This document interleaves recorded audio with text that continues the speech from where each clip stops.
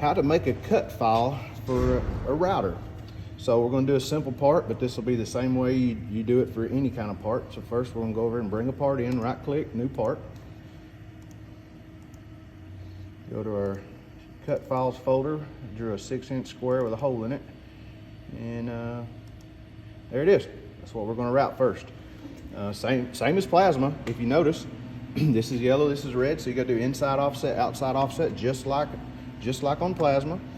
So we'll pick the top one here, a new contour operation, and then here it asks us basically the same stuff as plasma, but a few things different. About the offset, you can either put this in a layer and a square in a layer and do them two separate operations, or you can leave them all in one and do an outside offset, pick the layer, and then the tool. So here we go.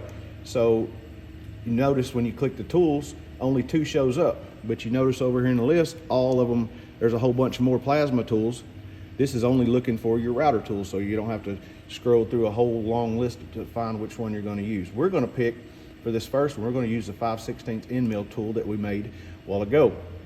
So the next setting here is start depth, meaning 0. The top of your wood is always 0, just like on metal. So start depth is going to be 0. Cut depth, that asks how deep do we want to cut. And if you look over here, we have just a piece of 7/16 OSB, so we'll call it 1/2 inch. The cut depth overall will be 0.5. Let's just go 0.55 just to make sure we get down. Depth per pass. Now this is where it gets tricky. You need to know, because if you go too deep here, you'll break a bit. If you don't go deep enough, it'll take you a long time to do this.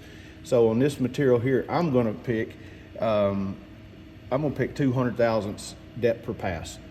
The finish allowance here, this is to where you can pick, say if you put in 20 thousandths finish allowance, that means that it'll route every bit of it down to where there's only 20 thousandths left. Then it'll go back and clean up the 20 thousandths around, so you'll have a better finish.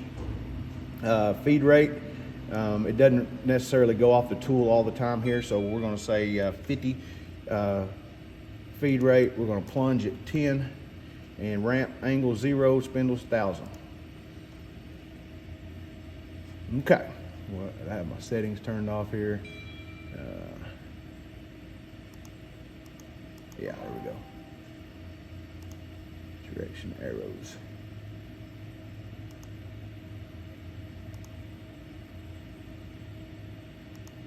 Might have been messing with my settings here.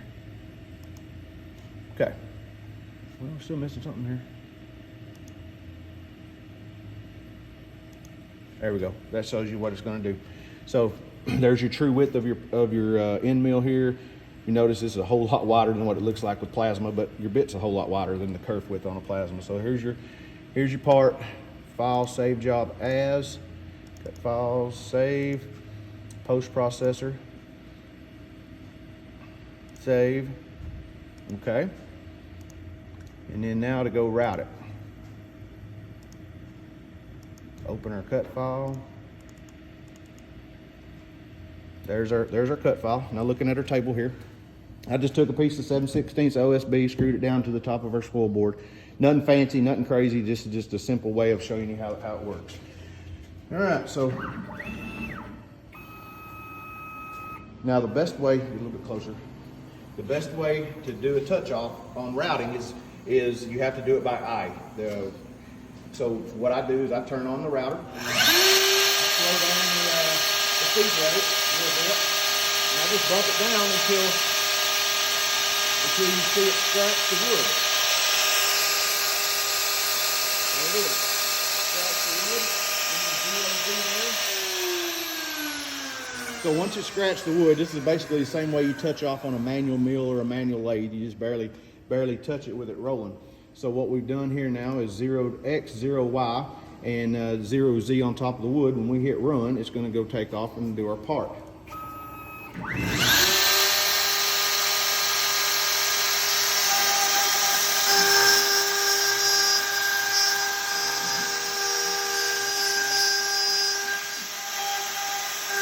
So it went one pass,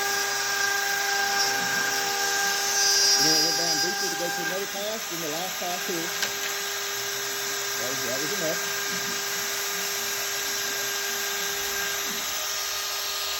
What's different with routing and plasma is when this piece is done, it's going to try to move on you. So what I do on smaller stuff like this is when it's almost done, I reach down and put my hand on it. Because it'll throw the part out just like it did on the circle.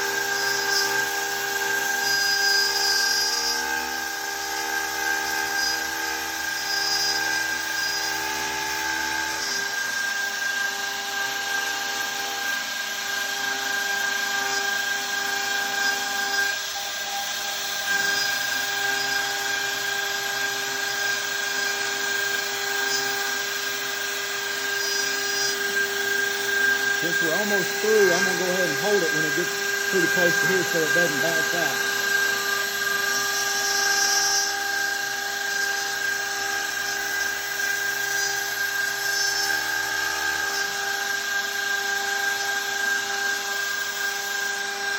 Watch your fingers.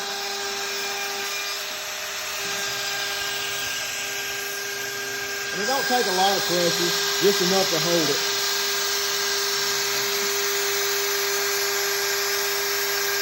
You can also leave tabs in sheet cam as well to where it doesn't route at all and you just break it out.